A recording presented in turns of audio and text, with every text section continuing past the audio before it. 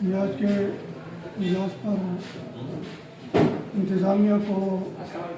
راج تسلیم پیش کرتا ہوں کہ بر وقت انہوں نے اجلاس بلایا۔ جو کچھ ہوا ہے اللہ کی طرف سے ہوا ہے اور ہمارے اعمال کا نتیجہ ہے۔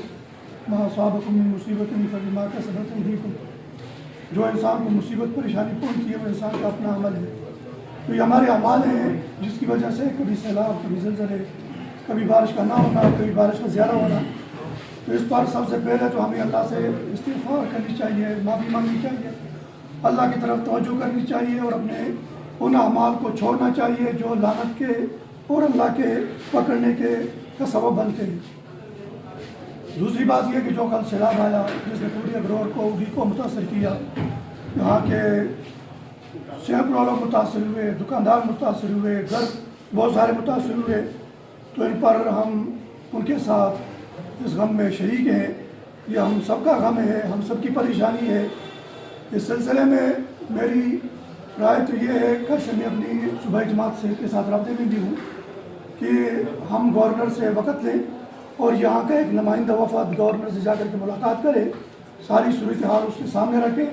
اور اس سے گزارش کرے کہ اس کا ازالہ حکومت کرے۔ ہم چندوں کے ذریعے نہیں کر سکتے، ورنہ لاکھ، 2 لاکھ، 20 لاکھ تک بات ہوتی تو ہم چندہ کر لیتے، لیکن یہ چندوں سے نہیں ہوگا، یہ کروڑوں روپے کا حساب ہے۔ تو اس لیے یہ ایک وفد ہم بنا کر کے گورنر سے ملاقات کریں اور اس سے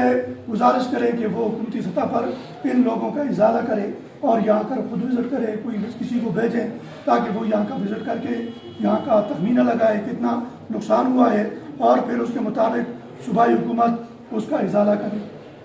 ایک اور بات جو میرے ذہن میں ہے کہ یہ جو مارکیٹ ہے ہماری، یہ مارکیٹ بنی ہے نیچے، یہ لوگوں نے جو مالکان ہیں انہوں نے اپنے پیسے بنانے کے لیے بیسمنٹ بنائے ہیں۔ اب وہ بیسمنٹ انہوں نے بنا لیا لیکن اس کی حفاظت کے لیے انہوں نے کوئی طریقہ نہیں اپنایا کہ یہ بیسمنٹ پیسے تو ہم کماتے ہیں لیکن ان دکانداروں کو ہم تحفظ کیا دیں گے۔ تو یہ اس جرم میں یہ بھی شریک ہیں، یہ مالکان جتنے بھی ہیں اس مارکیٹوں کے، یہ اس جرم کے اندر شریک ہیں کہ ہر سال یہ سیلاب آتا ہے، پانی آتا ہے، دکانیں خراب ہوتی ہیں، مال تباہ ہوتا ہے، لیکن آج تک انہوں نے کرایہ تو پورا لیتے ہیں، کوئی کرایہ کبھی معاف نہیں کیا، ہر سال 10% اس میں اضافہ بھی ہوتا ہے، لیکن انہوں نے تحفظ کے لیے کوئی قدم نہیں اٹھایا۔ تو میں اس جرم کے اندر جو تحفظ نہیں ہے دکانداروں کا، اس میں مالکان کو بھی برابر کا مجرم سمجھتا ہوں اور سے مطالبہ کرتا ہوں کہ وہ یہ جو دیوار جس کی آپ بات کر رہے ہیں، یہ دیوار، یہ تاجر جتنی، یہ مالکان جتنے بھی ان مارکیٹوں کے، یہ مل کر کے یہ دیوار بنائیں تاکہ ان کی دکانوں کا تحفظ ہو اور جن لوگوں سے یہ پیسے کماتے ہیں، کرایہ لیتے ہیں، ان کو کم از کم یہ تحفظ دے سکیں۔ تو ایک یہ بات ہوئی، اور دوسری بات یہ ہے کہ صرف یوگی کے اندر تجاوزات نہیں ہیں بلکہ پوری اگرور کے اندر ہیں، جہاں سے یہ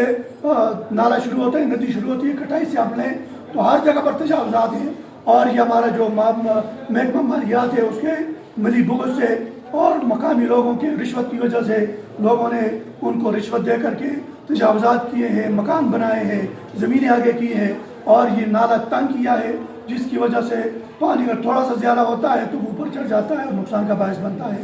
تو مطالبہ ہم کرتے ہیں محکمہ مال سے اور محکمہ یہ جو کیا ہے اس سے ہم مطالبہ کرتے ہیں کہ پورے اگرور جتنے بھی یہ نالے ہیں، ندیاں ہیں، ان کا سروے کرے، جہاں جہاں تجاوزات ہے ان تجاوزات کو ختم کرے اور اس نالے کو جو اس کا حق ہے، جو اس کی زمین ہے، وہ نالے کے حوالے کرے تاکہ ہر سال یہ پریشانی ہمیں نہ دیکھنی پڑے اور ہر سال یہ سیلاب اوپر نہ آئے۔ اگر یہ نالے اپنی جگہ پر آ جائیں، یہ تجاوزات ختم ہو جائیں تو 80% یہ سیلاب کا راستہ روکا جا سکتا ہے۔ تو اس لیے میرا یہ مطالبہ بھی انتظامیہ سے، اور یہ میں گزارش کروں گا کہ اس کو قرارداد کے اندر بھی شامل کریں تاکہ ہماری انتظامیہ بھی جاگ جائے اور انتظامیہ بھی وہ غفلت کی نیند سے اٹھ کر کے، اور یہ تجاوزات کرنے والے جتنے بھی ظالم لوگ ہیں ان کی ظلم کی وجہ سے آج ہمیں یہ دن دیکھنا پڑا ہے تاکہ ان کا ظلم بھی ہم روک سکیں۔ تو میری باتوں پر اکتفا کرتے ہوئے اللہ سے دعا کروں کہ اللہ تعالیٰ ہمیں اپنے عذابوں سے محفوظ رکھیں اور امتحانات سے اللہ ہمیں بچائے رکھیں۔